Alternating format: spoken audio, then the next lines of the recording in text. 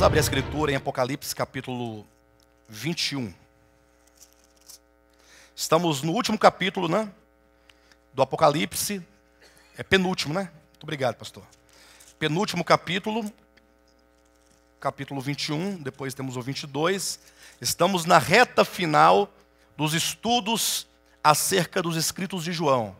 Começamos com o Evangelho de João, passamos pelas 3 epístolas de João e agora chegamos ao Apocalipse.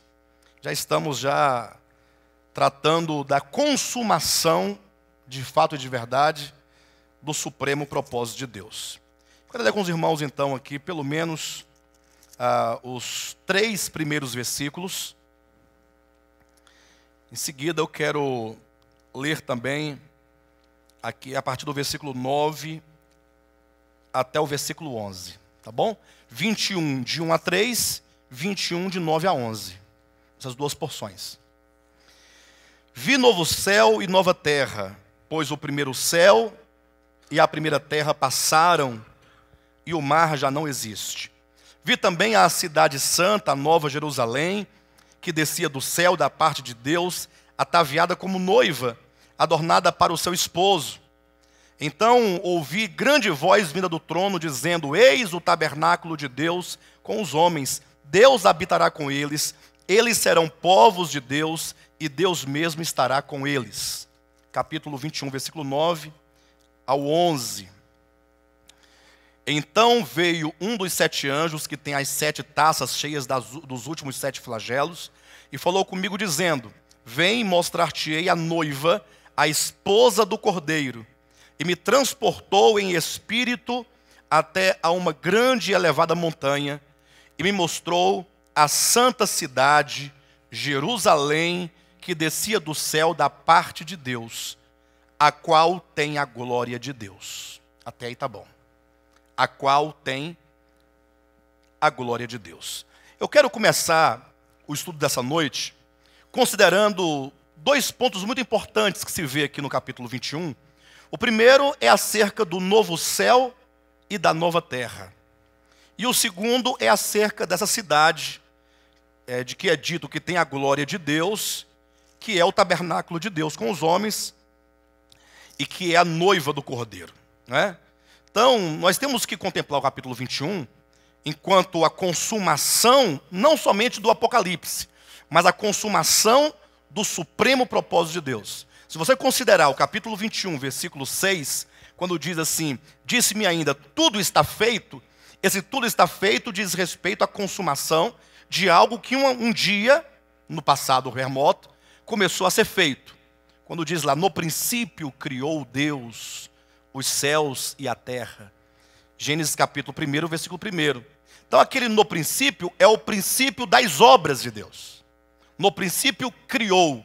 Então o princípio das obras de Deus é Gênesis capítulo 1. Mas devemos considerar que o princípio da vontade de Deus, que vai dar origem à obra de Deus, é muito antes do princípio. Então aquilo que Deus determinou antes do princípio, que Ele faria, aquilo que Ele determinou no seu coração, aquilo que Ele programou, aquilo que Ele escreveu, aquilo que Ele decretou, que se tornou a sua economia, por fim, no capítulo 21 está dito: está tudo feito, está realizado. Ou seja, o supremo propósito de Deus, ele encontra o apogeu aqui no capítulo 21, com esses 2 pilares, que é o novo céu e a nova terra, e esta cidade santa, ataviada como noiva, esse tabernáculo de Deus que vai descendo dos céus para esta nova terra. Agora, esse novo céu e a nova terra tem origem no princípio mesmo, quando no princípio criou Deus os céus e a terra. É lógico que Deus não vai criar um novo céu e uma nova terra no sentido de criar uma nova matéria, um novo planeta, um novo espaço sideral, haja vista que não há nenhum problema com essas coisas. Novo céu e nova terra implica certamente aqui num novo momento, numa nova era, quando esse sistema ele é completamente purificado, ele é completamente limpo e ele é completamente restaurado agora para receber o supremo propósito de Deus, que será certamente essa cidade que desce do céu. De maneira que quando diz, vi novo céu e nova terra, nós temos a obra de Deus que diz respeito à obra da criação. Porque a obra de Deus tem dois aspectos. A obra de Deus enquanto a obra da criação, que é os céus e a terra, que aqui estão novos. Né? Estão novos, completamente purificados, completamente restaurados, prontos agora para receber a nova humanidade que Deus certamente também recriou. Agora, quando diz que vi descer do céu a cidade santa, esse é o outro aspecto da obra de Deus, que não se trata de uma obra de criação, ainda que de fato seja. Mas qual que é a diferença da obra de Deus de criação para a obra de Deus de edificação? Quando nós lemos, por exemplo, Gênesis capítulo 1, ou outras passagens da Escritura que falam sobre a obra da criação, nós vemos que tudo veio à existência mediante a palavra, mediante o poder. Ou seja, foi uma ação unilateral, em que Deus simplesmente ordenou que as coisas viessem à existência, e elas vieram à existência. Agora, tendo o Senhor criado os céus e a terra, nós vemos pela Escritura que faz parte também da sua obra a edificação desse tabernáculo, a edificação desta noiva, a edificação deste novo homem. E aí nós vamos ver o Senhor tomando da criação, porque os homens não são parte da criação. Então Deus toma da própria criação para edificá-los. Agora os homens serão edificados nesta cidade. O Senhor toma materiais criados para então edificá-los.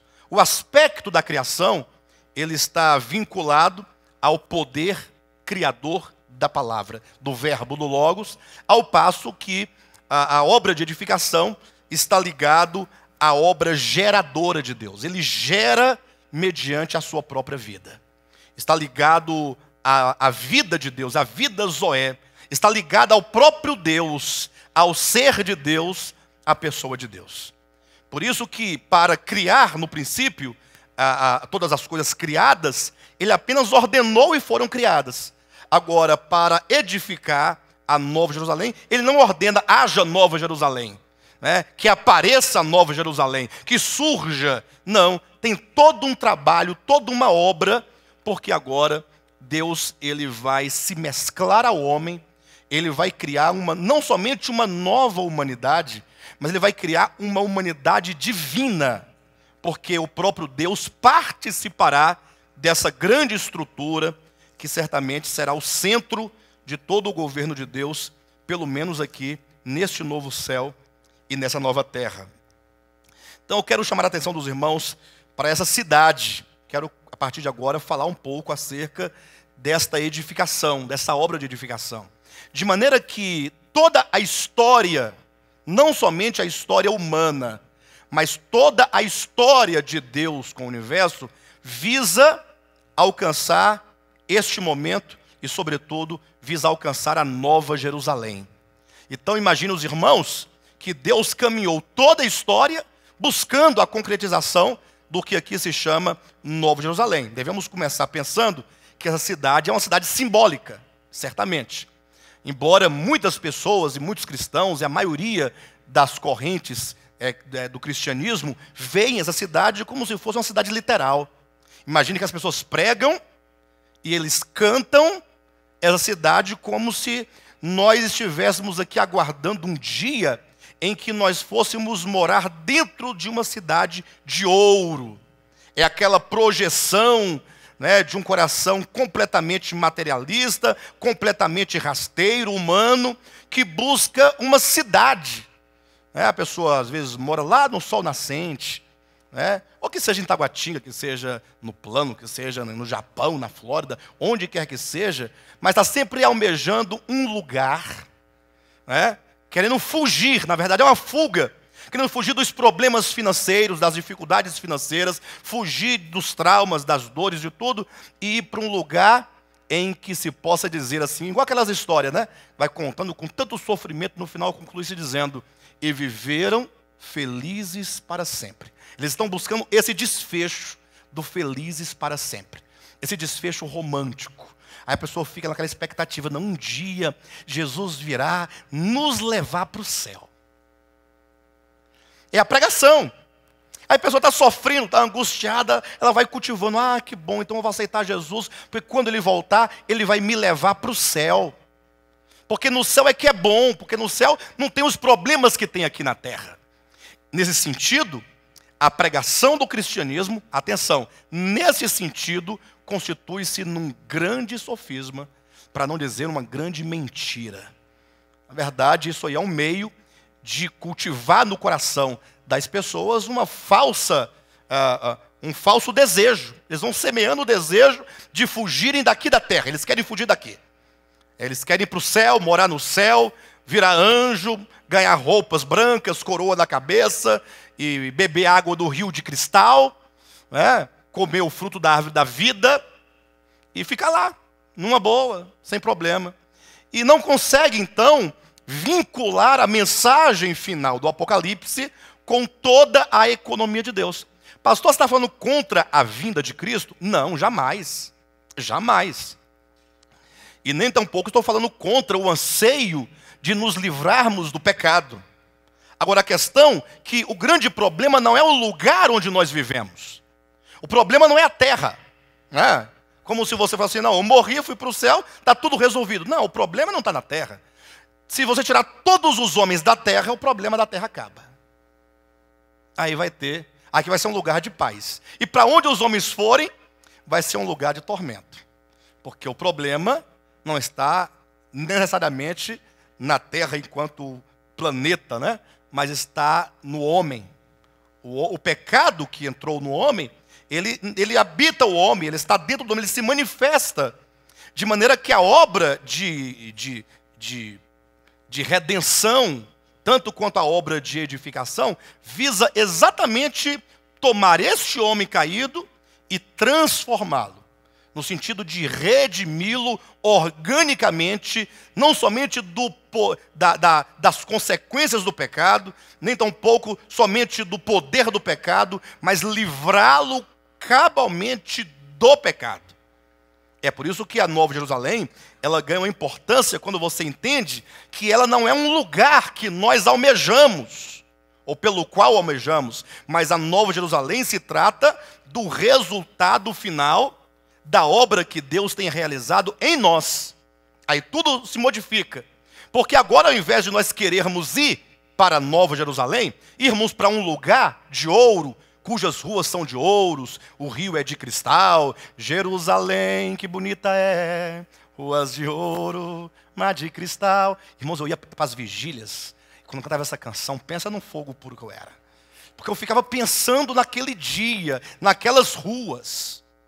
Por estas ruas de ouro eu andarei, ruas de ouro, mar de cristal. Aí emendava, vem, vem, vem, Espírito Divino. Bem, boas experiências do passado serviram para nos guardar de muitas coisas. Só que hoje nós entendemos, pela própria Escritura, não é um pensamento novo, mas é aquilo que a Escritura sempre trouxe, mas que nós não podíamos ver, é que nós não estamos almejando este lugar, mas que esta cidade tão almejada, ela diz respeito a você. Você está nessa cidade. De modo que quando você olha para você mesmo, e você então lê as características dessa cidade, você não consegue se perceber aqui dentro. Porque talvez quando você olhe para você mesmo, você vê um tanto de ruínas. Uma alma que está em ruínas, um corpo que está em ruínas, um espírito, um coração em ruínas. Aí de repente você olha para essa cidade, começa dizendo assim, no versículo 11, né, capítulo 21. A cidade tem a glória de Deus. Olha como é que começa. A cidade tem a glória de Deus. Agora você imagine você, quando nós tivermos essa manifestação em nós dessa glória de Deus. Lembram-se lá de Colossenses capítulo 1, versículo 27, quando diz, Cristo em vós, a esperança da glória. Será que Deus daria a sua glória a uma cidade criada de pedras?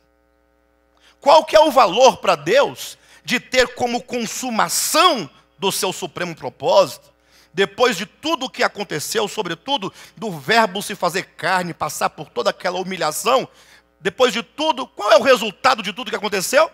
Uma cidade, uma cidade de ouro.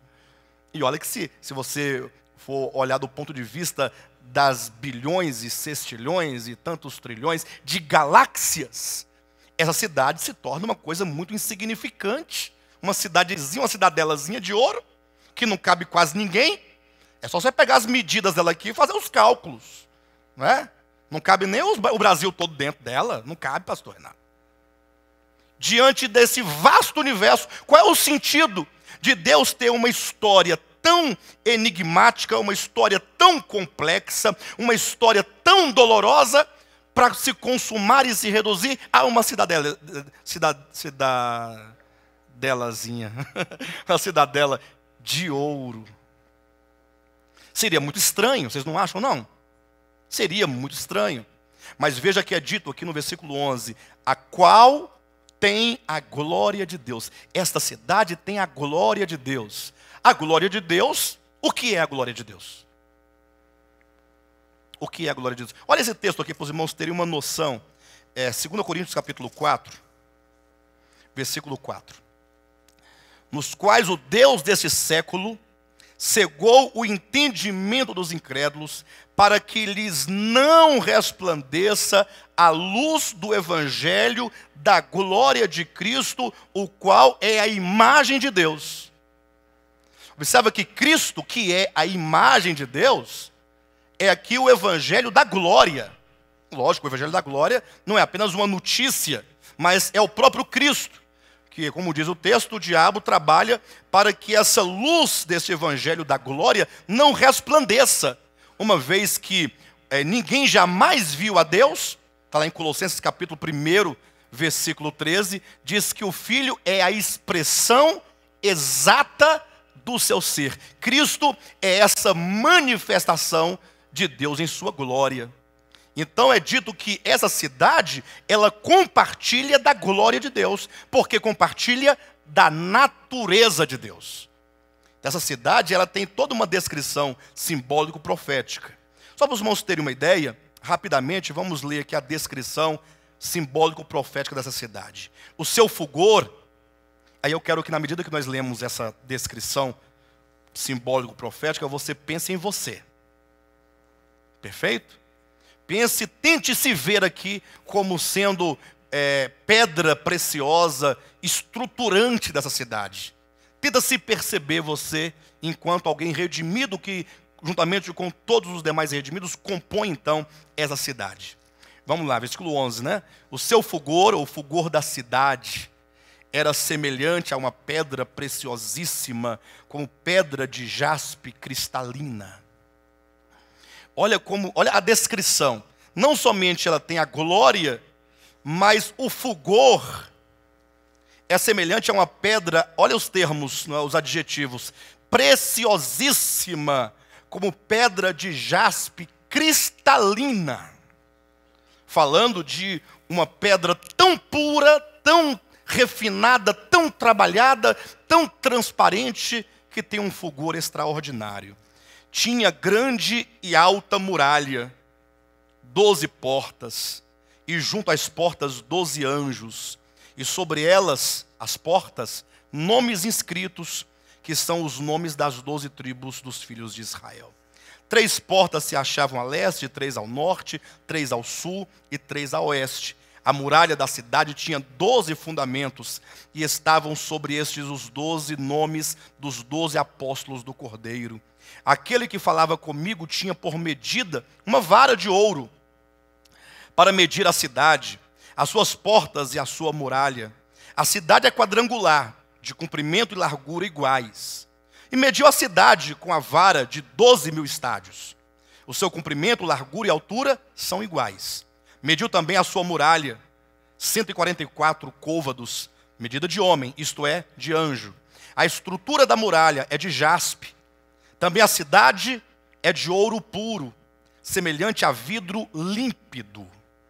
Os fundamentos da muralha da cidade estão adornados de toda espécie de pedras preciosas. O primeiro fundamento é de jaspe, o segundo de safira, o terceiro de calcedônia, o quarto de esmeralda, o quinto de sardônio, o sexto de sárdio, o sétimo de crisólito, o oitavo de berilo, o nono de topázio, o décimo de crisópraso, o undécimo de jacinto, o duodécimo de ametista. As 12 portas são 12 pérolas, e cada uma dessas portas de uma só pérola. A praça da cidade é de ouro puro, como vidro transparente. Nela não vi santuário, porque o seu santuário é o Senhor, o Deus Todo-Poderoso e o Cordeiro. A cidade não precisa nem do sol nem da lua para lhe darem claridade, pois a glória de Deus a iluminou, e o Cordeiro é a sua lâmpada. As nações andarão mediante a sua luz, e os reis da terra lhe trazem a sua glória. As suas portas nunca jamais se fecharão de dia, porque nela não haverá noite, e lhe trarão a glória e a honra das nações. Nela nunca jamais penetrará coisa alguma contaminada, nem o que pratica abominação e mentira, mas somente os inscritos no livro da vida do Cordeiro. Enfim. Então, veja como que se descreve aqui, nitidamente, uma cidade completamente preciosa. Mas logo alguém dirá assim, bem, pela leitura, me parece que se trata aqui de uma cidade. Porque tem portas, tem uma praça, tem ruas. Mais à frente vai dizer que tem um trono, e que tem também um rio que passa por toda a cidade, e tem uma lâmpada. E diz que os homens da terra vão levar a sua glória a essa cidade. Então, logo, numa leitura imediata, me parece referir-se aqui a meramente uma cidade, de fato. Uma cidade literal. Mas não podemos perder de vista a ideia de que o Apocalipse é, por natureza, um livro simbólico. Ele trata de verdades profundas, de verdades grandes, mediante figuras. Se você ler esse livro, logo no capítulo 1, João, ou mesmo aqui o anjo, ele já nos dá a ideia deste livro. Capítulo 1, versículo 1, nos diz a característica, a natureza deste livro, quando está dito assim, olha, revelação de Jesus Cristo, que Deus lhe deu para mostrar aos seus servos as coisas que em breve devem acontecer. E que ele, enviando por intermédio do seu anjo, notificou a seu servo João. Quando diz que este livro trata-se de uma revelação, revelação de quem? Revelação de Jesus Cristo. Mas não é a revelação de Jesus Cristo como se tratasse de posse, como se fosse Deus, ele tivesse de posse dessa revelação, como se fosse sua. Como alguém pode falar assim, não, esse carro é meu, essa roupa é minha. Não é um como se tratasse de posse, mas livro é uma revelação acerca de Jesus Cristo. Este livro do Apocalipse é a revelação acerca de Jesus Cristo. Quando diz que é a revelação de Jesus Cristo, coloca aqui não somente o homem, Jesus, como o Cristo, o Logos, o Messias, como sendo aqui essa união mística de Deus com o homem. E é essa união mística, portanto, que será a consumação do propósito de Deus. É uma revelação que Deus, o Pai, lhe deu com o objetivo de mostrar aos seus servos as coisas que em breve devem acontecer. E que ele quem? Jesus Cristo. Enviando o quê? A revelação. Por intermédio do seu anjo. Então nós temos o Pai, que entrega a revelação do seu Filho ao seu Filho, que passa agora para o seu anjo, e que agora este anjo notificou a João. Então a sequência é o Pai, o Filho, o profeta, ou melhor, desculpe-me, o Pai, o Filho, o anjo, que agora notifica, ou seja, entrega a João a revelação acerca de Cristo. E como é que ele o faz? Por meio de uma notificação. Ou seja, essa palavra notificar, se você inclusive tiver a Bíblia de comentários Shed, você vai logo observar como Shed atentou para esse aspecto e colocou aí bem na metade do 1.1 aí do seu comentário, dizendo que essa palavra notificou significa indicar ou ensinar por símbolos. Então a natureza do Apocalipse é um ensinamento. É ensinar o povo de Deus, ensinar aos servos de Deus. Ensinar o quê? Ensinar acerca do supremo propósito de Deus, que é Jesus Cristo, homem, Deus. Jesus, homem, Cristo, Logos, Cristo, Messias, Cristo, ungido. Essa união mística de Deus com o homem. E essa revelação chega, portanto, até a igreja de Jesus Cristo, por intermédio deste livro, cuja natureza são símbolos. Por isso que nós vamos encontrar ao longo de todo o Apocalipse figuras um tanto estranhas. Por exemplo, ninguém ousaria ler o capítulo 5 de Apocalipse. Ninguém ousaria. Lá quando diz que João, ao entrar no céu, num êxtase, num arrebatamento, ele teve uma visão. Ele viu um trono e no meio do trono, estava um cordeiro em pé. Até aí tudo bem, um cordeiro em pé. A primeira pergunta é, pastor, lá no céu tem cordeiro? Ele disse, eu vi um cordeiro em pé. Só que esse cordeiro era um tanto estranho, porque, primeiro, ele estava com o pescoço degolado. Então o pescoço estava cortado. Ele viu um pescoço caído, o cordeiro, porém, em pé. Ele não estava caído, prostrado. Um cordeiro estava em pé, com o pescoço cortado, e o sangue caía ainda quente, como se tivesse sido cortado naquele exato momento. Não é uma figura um tanto estranha? No trono de Deus? Aí ele observou que esse cordeiro tinha outras características estranhas. Tinha 7 chifres sobre a cabeça.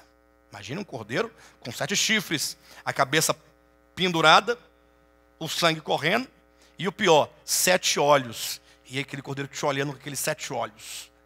E o pescoço caído e o sangue rolando no trono de Deus. Quem ousaria, porventura, dizer que esta é uma visão literal de alguma coisa?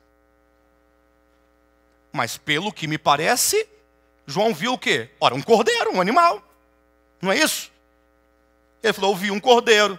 Como era o cordeiro? Ele estava recém-imolado.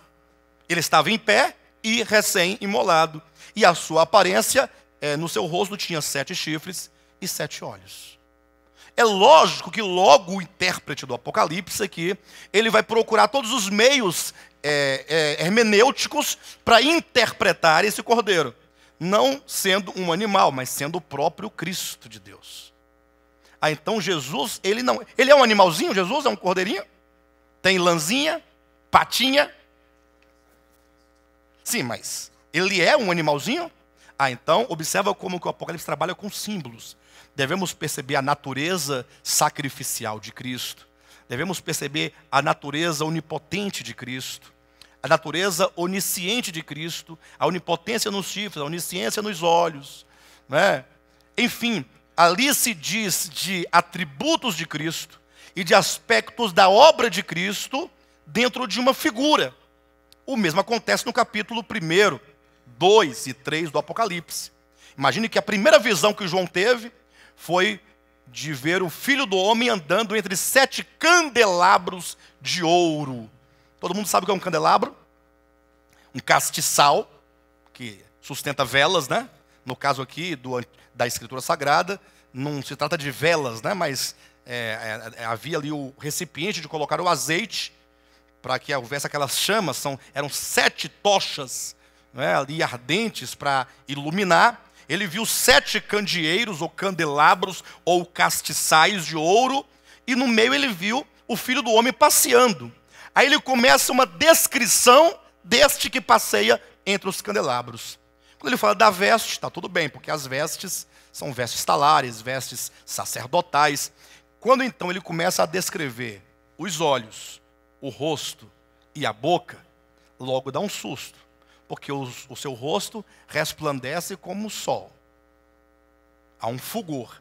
Os olhos são 2 chamas de fogo, e da boca sai uma espada afiada. Então você fica imaginando, aquele espadão e aquele olho te olhando, e ele andando. Dá medo ou não dá medo? Fala a verdade. Dá medo. E os pés? Os pés como latão reluzente. Ou seja, os pés estavam como se fosse brasas. Como você coloca o ferro ao fogo e ele chega a ficar vermelho, assim eram os seus pés. Andando entre os candelabros de ouro. É lógico que esse que anda entre os candelabros é o próprio Cristo ressuscitado. Mas será que você imagina Cristo ressuscitado com olhos como duas tochas de fogo? Na verdade, quando você quer descrever uma coisa boa, você coloca olhos como chamas de fogo? Duas tochas? Como é que você pintaria o diabo? Como é que seria o olho do diabo? Duas tochas de fogo? Está mais para diabo, não está não? Humanamente falando, não. Sim ou não? Humanamente falando. É lógico que Jesus é descrito dessa maneira porque quer falar de um olhar que é tão agudo e tão penetrante que onde ele penetra, nada pode bloquear o seu olhar para que ele possa perscrutar as regiões mais profundas e íntimas de quem quer que seja. É um olhar purificador. É um olhar que vai queimando as impurezas e penetrando no mais profundo do ser. É apenas isso. Não tem nada a ver com o diabo e nem com assombração. São descrições simbólico-proféticas acerca de Cristo. E o próprio Jesus diz aqui que aqueles candelabros são as igrejas. Ou seja, as igrejas, elas também são apresentadas figuradamente. Todo o livro do Apocalipse ele está cheio dessas figuras. Então, quando chegamos, portanto, no Apocalipse capítulo 21, nós não podemos agora olhar para essa cidade e considerá-la uma cidade literal, porque tem uma descrição de uma cidade. Pastor, mas tem portas. Como é que você pode falar que a cidade é o povo glorificado de Deus, se eles têm portas? Aí eu pergunto, e Jesus tem chifre? Tem chifre, pastor? Jesus tem chifre? Se ele não tem dois, que dirá 7? Mas é a descrição. Os irmãos percebem? Quando, por exemplo, nós chegamos em Apocalipse 13, fala que surge do mar, emerge do mar, uma besta, um animal indescritível, com 7 cabeças, 10 diademas. Aí você fica imaginando aquele bicho, 7 cabeças saindo, né, do mar, e pensando, será que vai sair esse bicho do mar?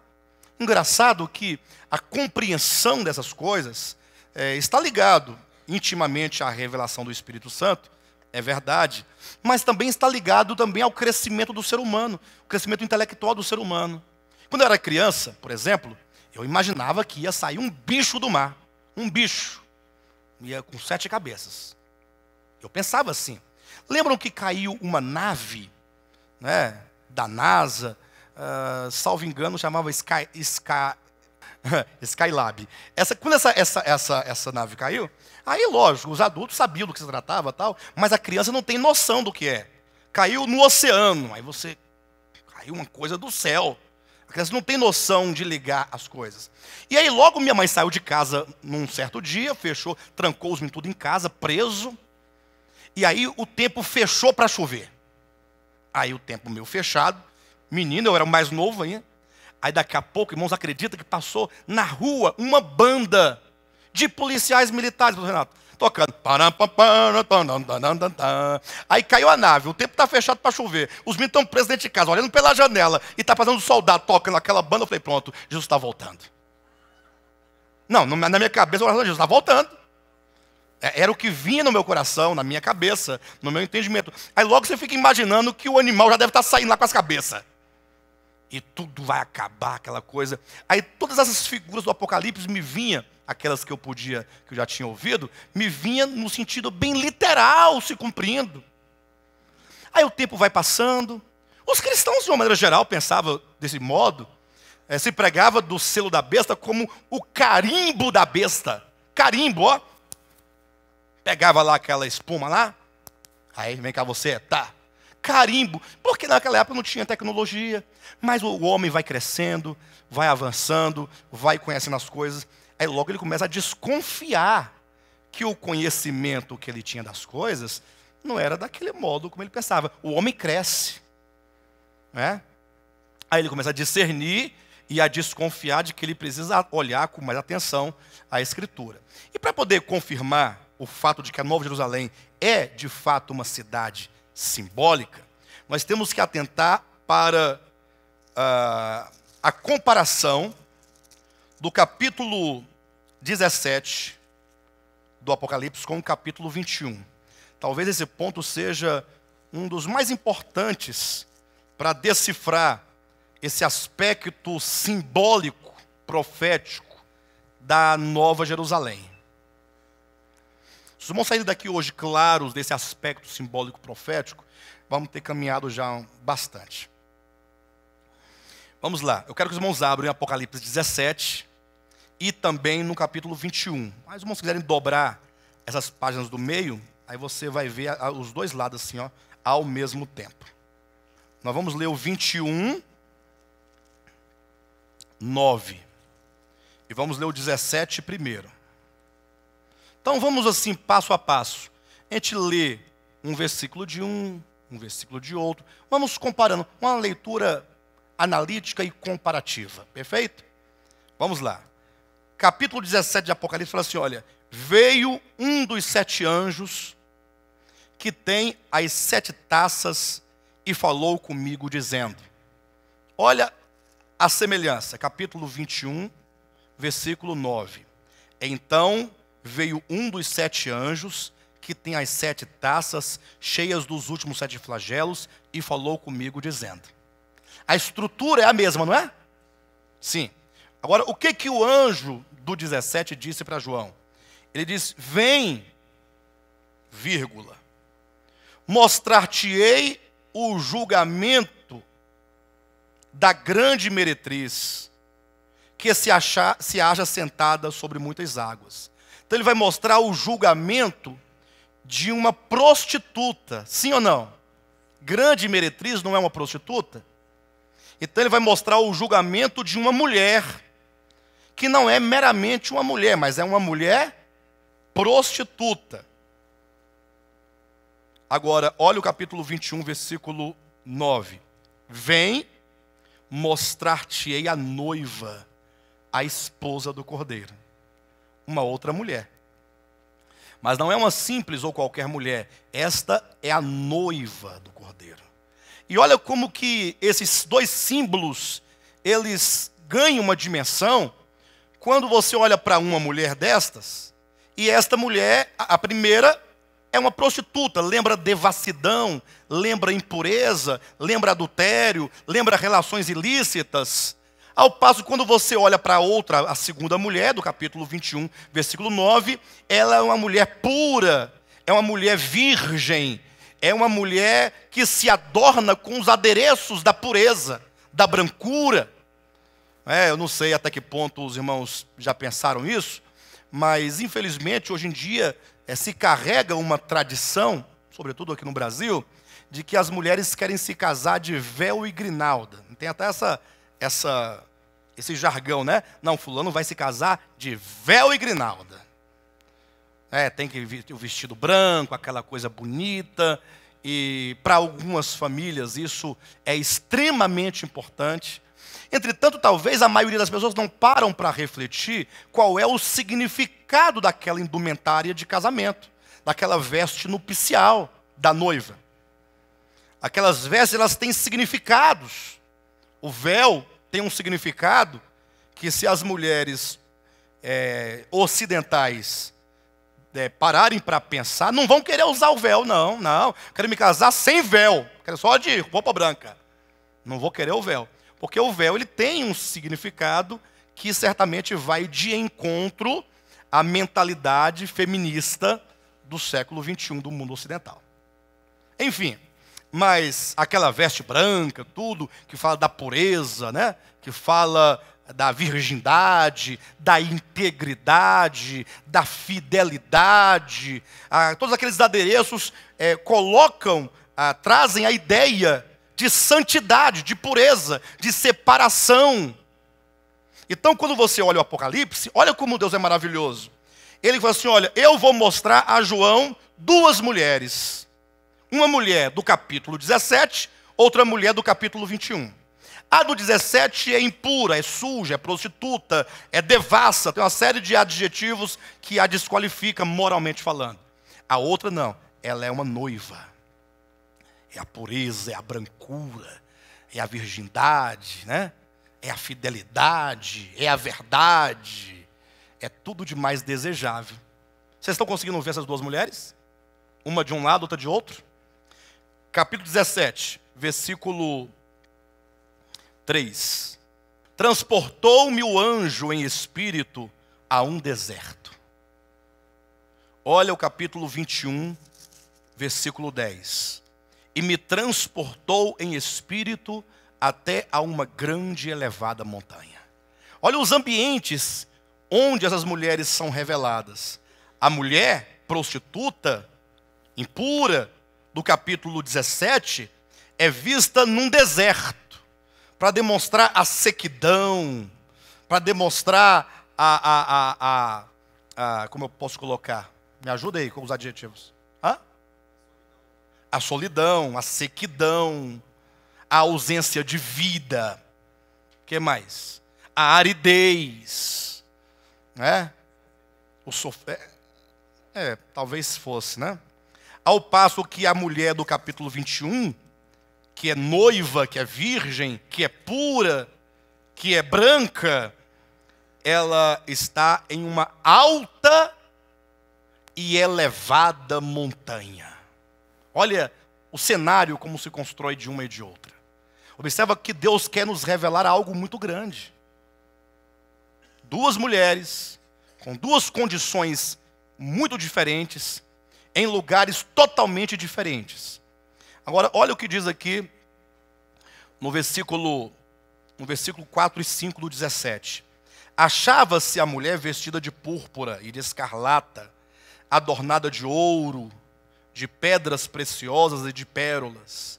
Ela está adornada, né? Ela não é de ouro, ela não é de pérola, ela não é de pedras preciosas. Ela está adornada, ela está enfeitada, ela está disfarçada, né? E tendo na mão um cálice de ouro transbordante de abominações e com as imundícias da sua prostituição.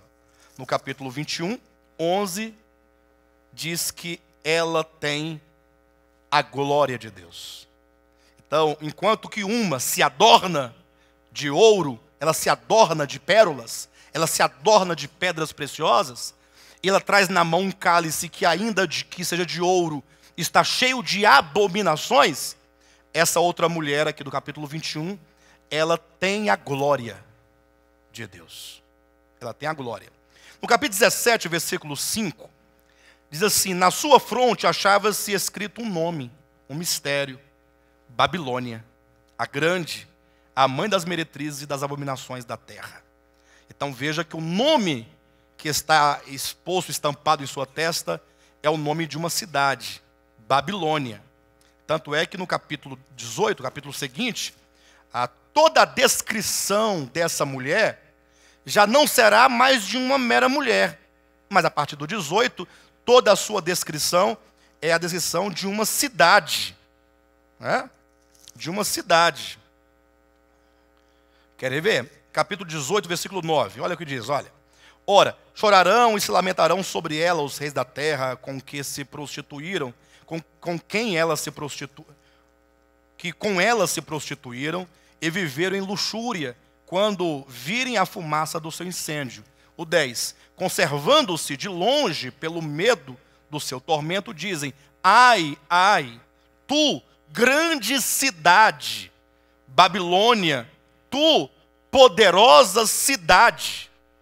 Olha como que a mulher prostituta, ela agora é descrita como cidade.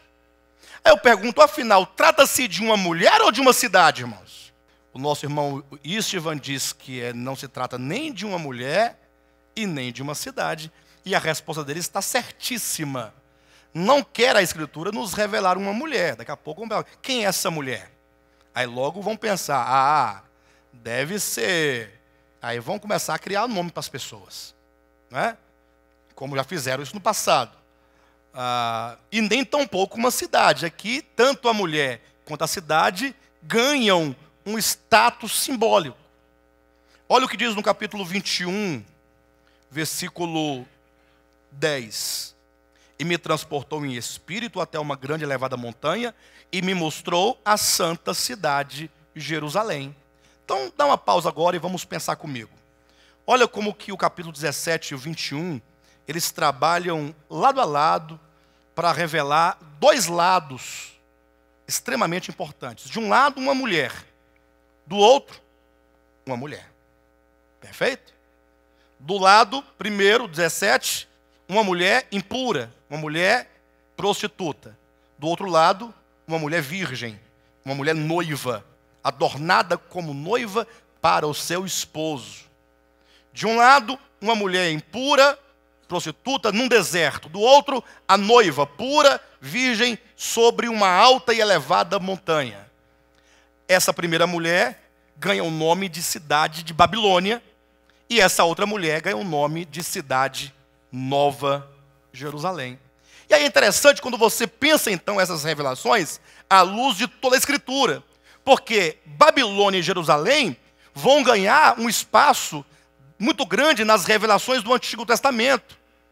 Porque se os irmãos bem pensarem, e vamos agora pensar isso comigo, Babilônia, ela nasce no contexto bíblico, não é no contexto histórico, tá bom? Ela nasce, ela aparece, ela surge no contexto bíblico como sendo a terra ali em que os pós-diluvianos se rebelaram contra Deus sob o governo e a direção de Nimrod, na terra de Sinar, que se tornou Babel, que veio a ser Babilônia, que em Apocalipse é a grande Babilônia.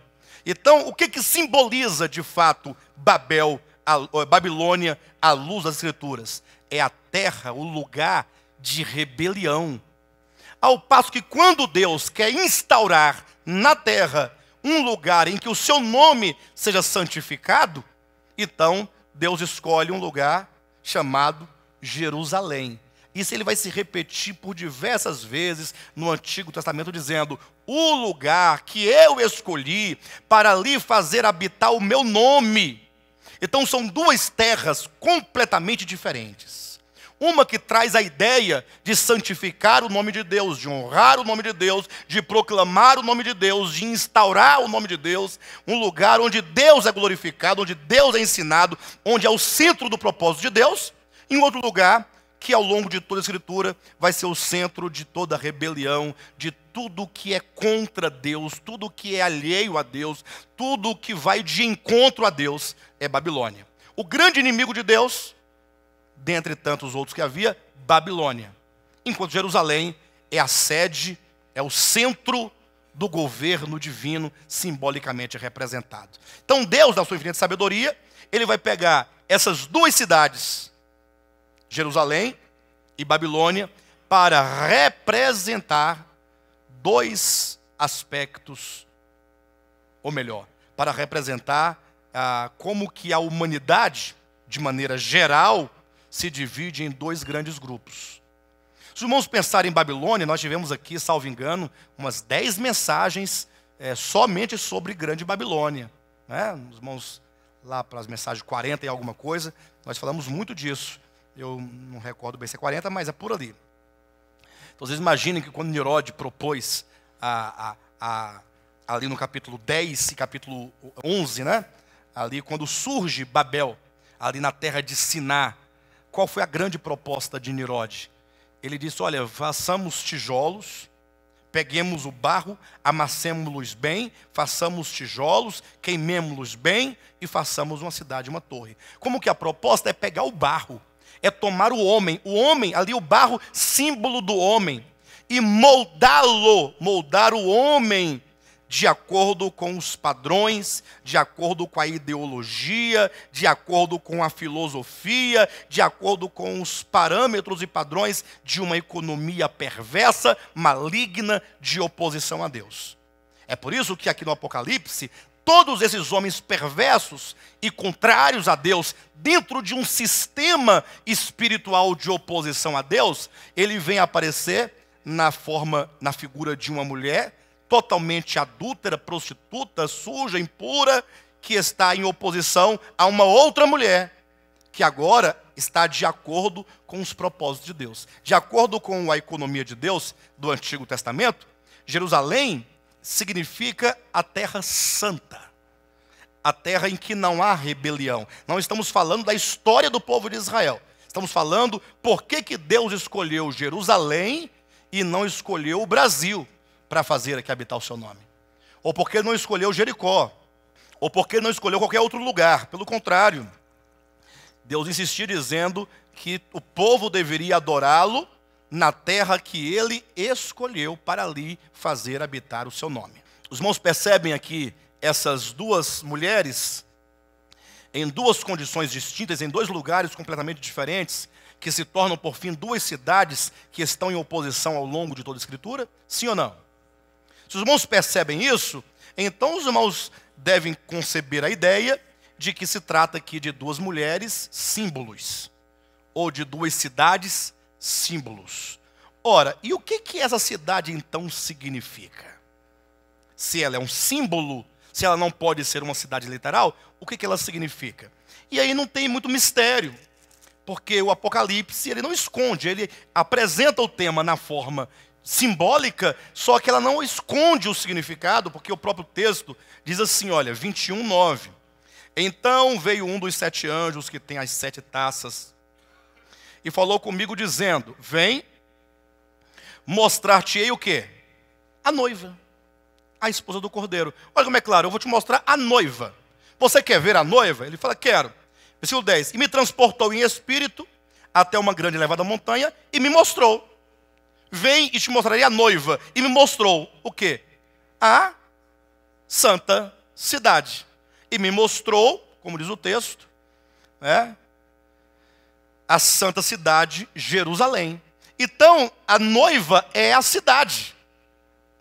Ou não é? A noiva é a cidade. E o inverso também é verdadeiro. E a cidade é a noiva. Porque no capítulo 21, versículo 2, diz, vi também a cidade santa, a nova Jerusalém, que desceu do céu da parte de Deus, ataviada como noiva, adornada para o seu esposo. Observe que no 21:2, nós temos a cidade que é a noiva. E no 21:9 e 10, temos a noiva que é a cidade. Para que ninguém tenha dúvida que a cidade é a noiva, e de que a noiva é a cidade, João recebe a orientação dos dois lados. A cidade é o quê? É a cidade. É isso? A cidade é a cidade? Não, a cidade é a noiva. E a noiva? É a cidade. Ou seja, se a cidade é a noiva, quando você lê a descrição da cidade, você não deve ver cidade, você deve ver a noiva. E quando você olhar para a noiva, para você entender a natureza orgânica da noiva, olhe para a cidade. Quando olhar para a cidade, não veja a cidade, veja quem? A noiva. E olhar para a noiva, para você entender os aspectos orgânicos de santificação, de redenção, de transformação, de conformação da noiva, aí você volta para a cidade, porque essa descrição simbólico-profética vai falar da natureza da noiva. E aí, nesse ponto, não há discussão alguma, porque toda a Escritura trabalha sempre com o mesmo paradigma. Deus, ele sempre tratou o seu povo eleito como sendo a sua noiva, ou como sendo a sua esposa, seja no Antigo ou no Novo Testamento. Quando Deus lá fala ao povo de Israel, no Antigo Testamento, quando você lê Isaías capítulo 54, versículo 5, lá é dito com muita clareza, Israel, melhor, o teu Redentor, falando a Israel, é o teu marido. O teu Redentor é o teu marido. Olha a linguagem simbólico-profética aqui em Isaías 54, versículo 5. Aí quando você lê, por exemplo, todo o livro de Cântico dos Cânticos, eu sei que há muita controvérsia em torno desse livro, Cântico dos Cânticos, mas eu pergunto para os irmãos, qual é a razão de se ter um livro dessa natureza na Escritura? Cântico dos Cânticos. Beija-me com os beijos de tua boca, porque são mais doces do que o vinho e mais desejáveis que o vinho. Qual é o sentido disso? Imagine que num dado momento, Salomão falando da Sulamita, ele vai fazendo uma descrição do próprio corpo da esposa, dizendo: os teus seios são como duas torres gêmeas, duas torres de Ofir. Ele vai descrevendo a cintura, o umbigo, o pé, a canela, e vai de lá para frente. Aí muita gente acaba utilizando esse livro para falar uma palavra de amor à sua esposa ou ao seu marido na comunhão de casais, né? O que não deixa, é lícito, né? Você pode fazer o que você quiser, é uma coisa até boa. Mas não podemos confundir achando que o livro de Cântico dos Cânticos seja um livro erótico, porque não é. O livro Cântico dos Cânticos é um livro que certamente ele aborda a revelação do propósito eterno de Deus enquanto esposo, Deus e esposa. Então o livro deve ser lido completamente como um livro alegórico, em todos os seus aspectos. Temos que discernir o que cada elemento daquele livro representa no plano da revelação. Quando você lê, por exemplo, o livro de Oséias, chega a ser um absurdo, porque o livro começa com uma conversa muito estranha. Deus dizendo: olha, Oséias, vai na casa de prostituição e pega ali uma mulher de prostituição e se casa com ela. Não é estranho, não? Estranho. Mas é lógico que ali ele está falando de como Deus um dia foi lá em Babel tomar para si um povo, que será a sua esposa. Foi de lá que ele tomou a esposa. E foi dali que ele gerou filhos dessa esposa.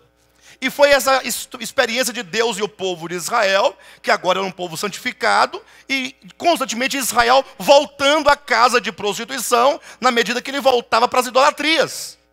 Então o livro, novamente, de natureza o quê? Simbólico, profética. Porque você tem que olhar para Gomer, a prostituta, e não ver uma prostituta, mas tem que ver o povo de Israel. Então isso tudo prova o quê? Prova que a Escritura como um todo trabalha as ideias de Deus se relacionando com o seu povo eleito na figura de marido e esposa. Quando você lê Jeremias, semelhantemente, capítulo 3, Deus vai falar em termos de divórcio. Em termos de divórcio. Ele vai falar aqui, ó, eu vou me divorciar de vocês. Porque um dia houve um casamento, houve uma aliança. Interessante como que Jeremias vai falar que o povo de Israel quebrou essa aliança. Nesse sentido simbólico, Deus é divorciado. Não se espanta comigo, não. É porque houve uma ruptura de um casamento. Ou não houve? Não houve uma aliança? No Sinai? A aliança foi quebrada ou ela continua? Deus não tomou um outro povo para si ou não? Bem, é só no aspecto simbólico. Não vai sair por aí, agora eu vou me divorciar, porque se Deus é divorciado, eu também vou me divorciar. Para de bobagem, tá? É só para os irmãos entenderem a questão de quão forte é a figura de Deus enquanto o marido e o seu povo enquanto esposa, que até os termos casamento, divórcio, aliança são usados para demonstrar essa relação simbólico-profética. Ao adentrar para o Novo Testamento, pronto, aí tem demais da conta. João Batista, que sabia pouco acerca do Novo Testamento, ou quase nada, poderíamos dizer, ele próprio diz que Jesus Cristo é o noivo, e que ele era apenas um amigo do noivo, capítulo 3, versículo 29 de João, e que quem tem a noiva é o noivo. Ele fala em termos de casamento, ali de Cristo com o seu novo povo, do Novo Testamento, que estava nascendo ali nas páginas daquele tempo de transição dos evangelhos. Depois as parábolas de Cristo, ele vai falar sobre o casamento do filho do rei. Mateus capítulo 22, as bodas de um casamento. O filho, ou melhor, o pai, um dia um rei, ele decidiu fazer o casamento do filho. As bodas do filho.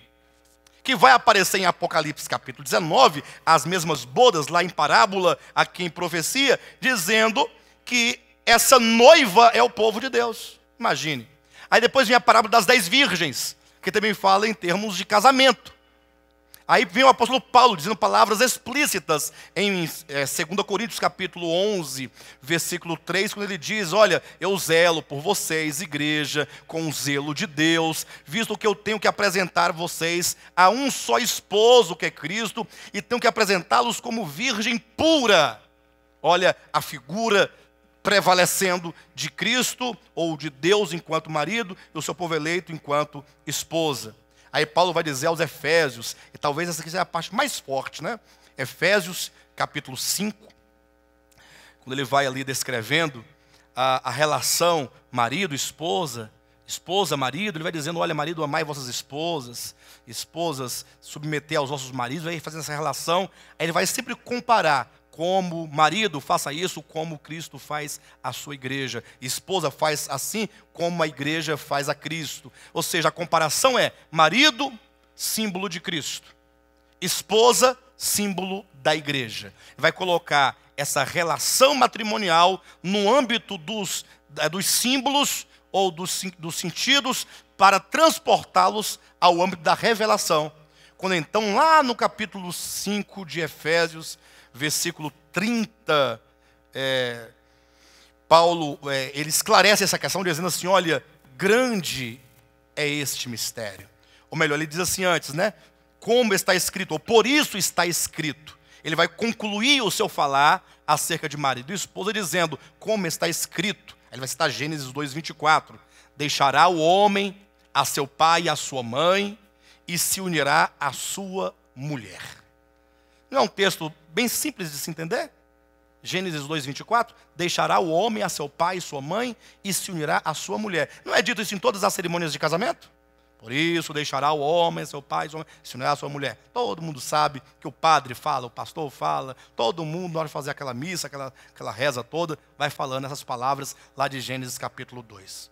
Só que Paulo diz assim, olha, grande é este mistério. Ah, Paulo, que mistério? Ué, qual mistério? O que eu acabei de falar. Deixará o homem a seu pai e sua mãe e se unirá à sua mulher. Algum mistério nisso? Hã? Algum mistério? Mas vem em seguida. E se tornarão os dois uma só carne. Aqui está o mistério. Como pode um homem e uma mulher tornar-se um? Eu quero ver a mão dos casais aqui, dos casados. Só quem é casado aqui. Tá. A pergunta é, você se considera um? Não, uma boa, não é reunião de casal, não. Nem é para ficar condenado aí, né? Ficar condenando, se condenando. Não, assim, mas você se vê um? Vocês lembram daquele caso de Salomão? Quando teve lá o caso de duas mulheres que tiveram uns filhos na mesma noite, né? Tem esse caso? Que teve uma criança que morreu, aí a mais esperta pegou o filho morto, jogou para lá da outra, pegou o filho vivo para lá de cá. E aí, quando a outra acordou, aquele tumulto é meu, não é meu, é seu, não é meu e tal.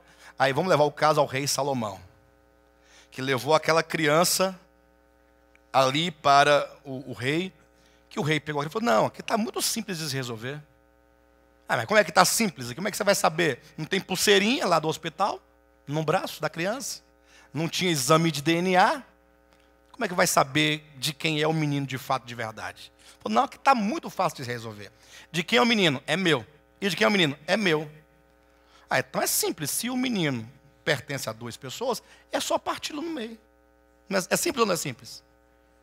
É simples. É uma banda para um, uma banda para o outro. A mulher que não era mãe, cujo filho estava morto, falou o quê? É isso aí é que é sabedoria. Aí eu senti firmeza. Para acabar o problema, uma banda para cada um. A outra que era mãe de fato, que estava ligada não somente afetivamente ao filho, mas organicamente, disse o quê? Não, se essa é a condição, então entrega o filho para ela. Que é preferível vê-lo vivo nas mãos de outra do que morto na mão de ambas. Isso é o coração de mãe. O que tem a ver uma coisa com a outra? Eu acho que eu pulei o corguinho, não foi? Hã? Tem alguma coisa a ver com o quê? Tem que ter alguma coisa, eu não estou doido, né? É só você voltar agora para o casamento. Se o casamento, homem e mulher, se são um só, então, pode cortar no meio? Pode cortar? E se cortar? Quando Paulo disse, grande é este mistério, ele está dizendo, vocês nunca poderão conceber o ser um no plano de um casamento. Porque quando se diz que se tornam um, não se torna um. Se torna? Se torna? Não, numa boa, pessoal. Se torna um só. Não, mas ele diz, deixará o homem a seu pai e sua mãe, e se unirá a sua mulher, e se tornarão uma só.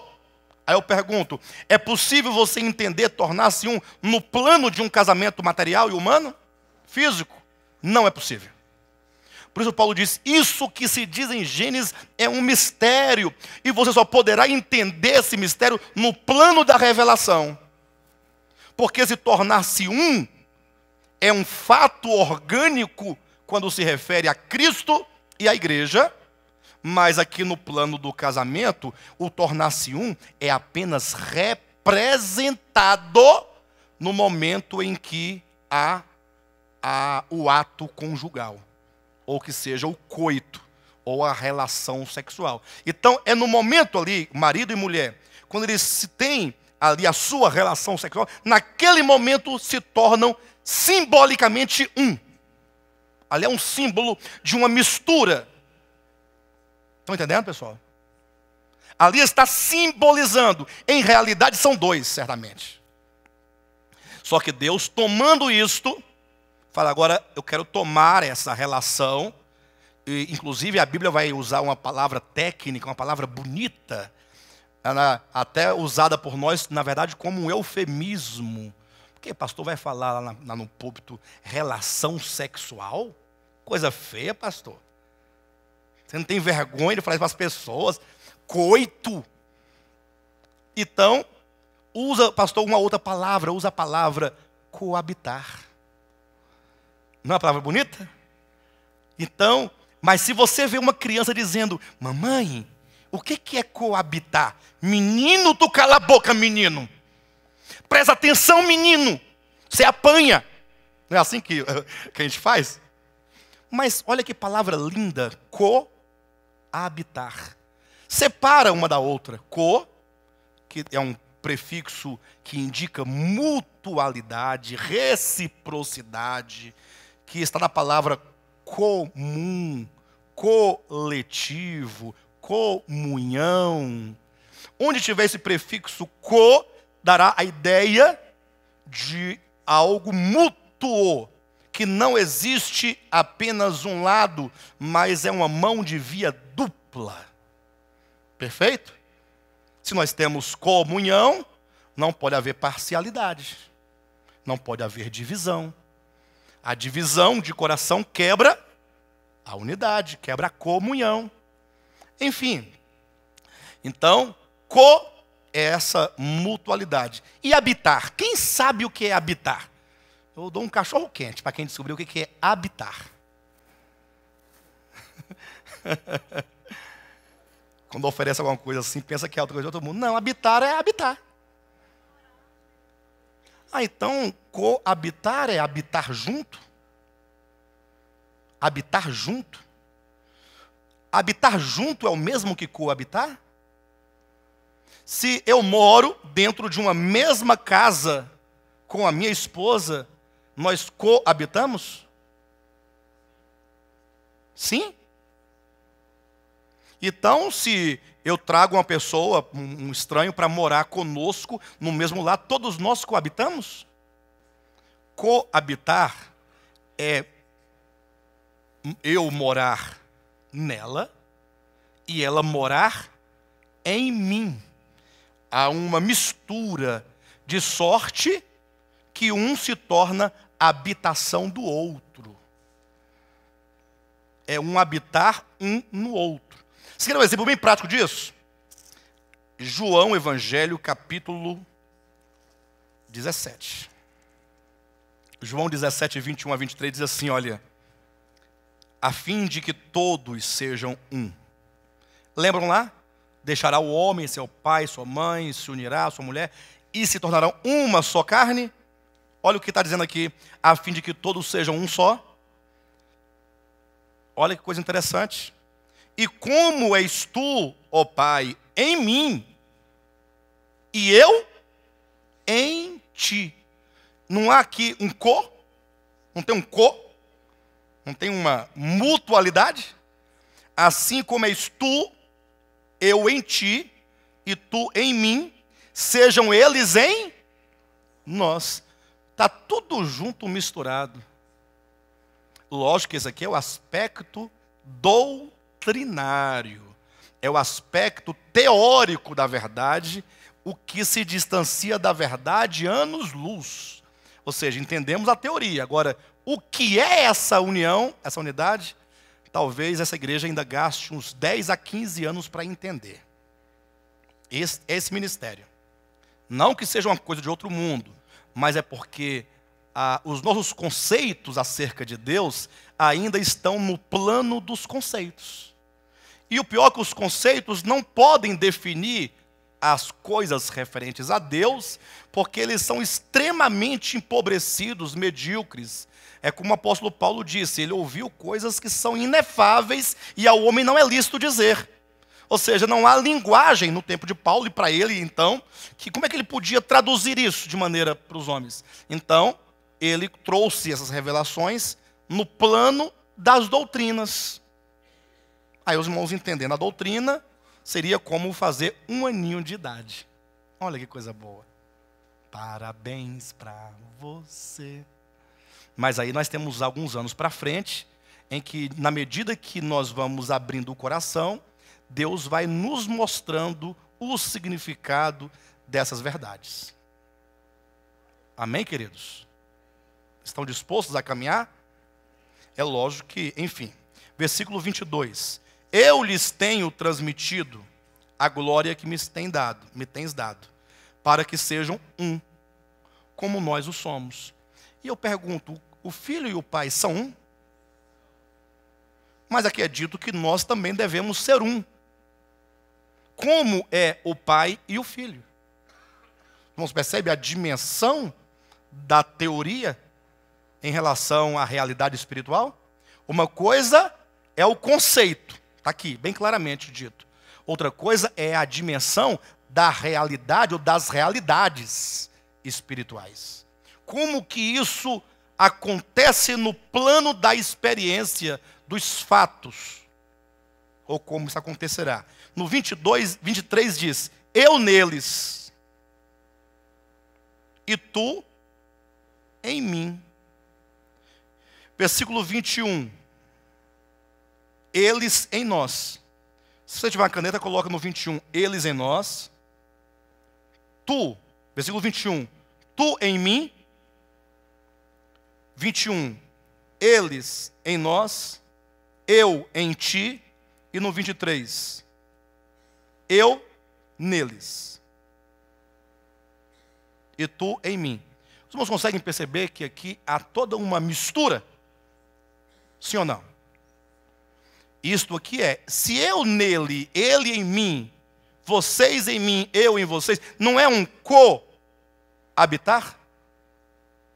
Lógico que você tem que sair do plano das figuras, não deve entender coabitar enquanto o ato sexual. Até teve bem recentemente, por esses dias agora, teve uma pessoa que falou assim, pastor, eu sou a namorada de Jesus. Cuidado, porque isso pode não soar tão legal assim. Pode haver uma confusão, não pode? Tem gente que pensa qualquer coisa, pastor Renato, é esquisito. Então temos que ter muito cuidado. Daqui a pouco tem gente abrindo igrejas, dizendo, eu sou a encarnação de Jesus. Cadê as noivas? Aí, mas não tem disso não? Gente do céu, tem de tudo. E o pior, tem quem acredite e que siga as orientações. Então, entenda que aqui são apenas, o modo como Deus apresenta figuradamente algo que deve ser transferido, transportado para o plano das realidades. Então, quando diz de coabitar, o apóstolo Paulo diz em Efésios 5, 31, grande é este mistério, falando do tornar-se um só. Mas, eu me refiro a Cristo e à igreja. Aí esse texto poderia ser parafraseado, como está lá em Mateus capítulo 5, quando Cristo dizia assim, lembram que foi dito aos antigos isto? Eu, porém, vos digo, ele dizia, não havia uma separação? Moisés disse isso, eu digo isto. Paulo faz o mesmo, ele diz assim, foi dito, como está escrito, grande Deixará o homem, seu pai e sua mãe, se unirá à sua mulher, e se tornarão os dois uma só carne. Isto foi dito por Moisés em Gênesis. Eu, porém, Paulo, vos digo que aquele texto se refere não a homem e mulher, mas a Cristo e a igreja. Perfeito? Sim ou não? Então é assim. Olha como que Paulo, ele estabelece, ele quebra o paradigma das figuras e estabelece um divisor de águas, dizendo: parem, por favor, de fazer a leitura equivocada do Antigo Testamento. Leia-no corretamente. Lá diz de homem e mulher. Aí o plano das realidades, que é o plano do Novo Testamento, da plena verdade, diz: deve ser entendido aquilo como Cristo e a igreja. Por isso, então, que nós estamos aqui afirmando que quando chegamos no Apocalipse, nós vamos ter o casamento do Cordeiro com a sua esposa, com a sua noiva. Não é isso que diz aqui no capítulo 21? Não é? Olha, capítulo 21, versículo 2. Quando fala da cidade adornada como noiva para o seu esposo. Não é isso mesmo? Não é noiva para o esposo? Depois no 21, 9, não diz que ela é a esposa do Cordeiro? Aí ficou simples, eu pergunto: quem é o Cordeiro? Quem é o Cordeiro? Os irmãos acham que algum teólogo vai errar essa pergunta? Quem é o Cordeiro? Quem é o Cordeiro, pessoal? Vocês têm dúvida de que o Cordeiro é Cristo? Nenhum teólogo vai errar isso. Agora a pergunta é: e o que é a Nova Jerusalém? Agora que eles erram, porque erram, não sei. A Nova Jerusalém, o que é? Ora, é a esposa de Cristo. Simples. Aí eu pergunto: imagina naquele dia, todo mundo lá, e Jesus se casando com uma cidade. Tem graça, irmãos? Tem lógica, irmãos? O verbo eterno, pastor Renato. Aquele por meio de quem, em quem e para quem foram feitas todas as coisas, depois de ter sofrido todo o seu sacrifício, a sua paixão, de ter se humilhado, deixado sua glória, depois de tudo o que aconteceu, de tanto sangue, de tanta rebelião, de tanto sofrimento, de tanta angústia, como é que finaliza agora? E viveram felizes para sempre. Jesus de uma cidade de mão dada. Que vergonha. Que coisa mais sem futuro, mais sem graça.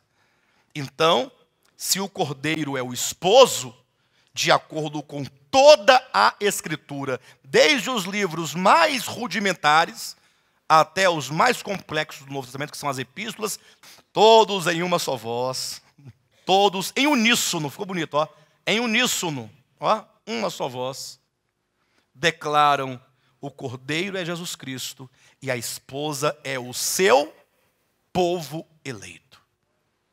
Acabou. A cidade, portanto, não é uma cidade. É uma descrição simbólico-profética do povo eleito de Deus, com quem Deus vai se unir organicamente. Então, tudo isso foi para chegar até aqui. Para que os irmãos entendam que a cidade não é uma cidade literal, mas é simbólico. Nós falávamos agora há pouco sobre o coabitar, não é isso? E aí eu só quero demonstrar 2 versículos para os irmãos aqui no capítulo 21, e logo nós vamos encerrar para continuar na semana que vem. Capítulo 21, versículo 3. Quando a cidade vem descendo, João ouve uma grande voz vinda do trono, dizendo: eis, a cidade vem descendo, que é a noiva, que é a esposa, e agora uma voz diz: João, eis o quê? O tabernáculo de Deus. Aqui é muito importante. O que o texto está dizendo? Esta cidade é a tenda. Tabernáculo é tenda. Isso é importante para o próximo estudo. Eis a tenda de Deus. Mas para que fique bem claro, eis a habitação de Deus, levando em conta que em Êxodo capítulo 25, versículo 8, Deus diz assim para Moisés: e vocês vão me fazer um tabernáculo, ou me farão uma tenda, para eu habitar. Quando Deus ordena que Moisés faça a tenda, ou que ele faça o tabernáculo é: eu quero habitar no meio dos homens. Mas como Deus poderia habitar no meio dos homens? Bem, ele tinha que habitar dentro de uma tenda. Ele tinha que entrar para dentro de um invólucro para que aquele invólucro, aquela tenda, pudesse contê-lo. Então Deus, ele vai habitar o tabernáculo. Todo o Antigo Testamento, categoricamente, vai falar sobre o tabernáculo, sobre o santuário, ou sobre o templo, como sendo a casa, a habitação de Deus. Deus habitando a tenda. Agora, de repente, vai descendo aquela cidade e diz: olha, isso aí é a tenda de Deus, é o tabernáculo de Deus, é a habitação de Deus. Deus habita essa cidade. Ela é a casa de Deus. Olha. E aí, quando chega no capítulo 21, versículo 22, João, ali olhando aquela cidade, cada detalhe, cada aspecto, ele diz no 22 uma curiosidade: assim, nela eu não vi santuário. Pausa. A cidade é a tenda? A cidade é a tenda de Deus? A cidade é o tabernáculo de Deus? Pessoal, não é? 21, 3. Eis o tabernáculo de Deus. Eis o tabernáculo de Deus. Eis a tenda de Deus. Eis a casa de Deus. Essa Nova Jerusalém não é a casa? Não é o tabernáculo? Não é a tenda? Agora, imagina só que você, que João está olhando o tabernáculo. Ele está olhando a tenda, os detalhes, os aspectos dessa casa. Ele fala: engraçado. Olhando eu para esse tabernáculo, eu não vi tabernáculo. Olhando eu para esse tabernáculo, eu não vi nenhum santuário. Não é um pouco complexo de entender isso? É como que ele perguntasse: onde esse povo, que é o tabernáculo, vai morar? Essa é a pergunta. Porque esse povo que é a noiva é a morada. Esse povo é o tabernáculo. O povo de Deus é a casa de Deus. Mas e onde esse povo, enquanto casa, vai morar? Porque o coabitar não é morando um no outro? Se Deus habita o seu povo não tem que habitar também em algum lugar? Olhando eu para o tabernáculo, nela eu não vi santuário, porque o seu santuário é o... Então qual é o tabernáculo do tabernáculo? Quem é o tabernáculo do tabernáculo? Quem é o tabernáculo de Deus? Quem é o tabernáculo de Deus? É o seu povo eleito. E quem é o tabernáculo do povo eleito? É o povo eleito em Deus e é Deus no seu povo eleito. É um verdadeiro coabitar.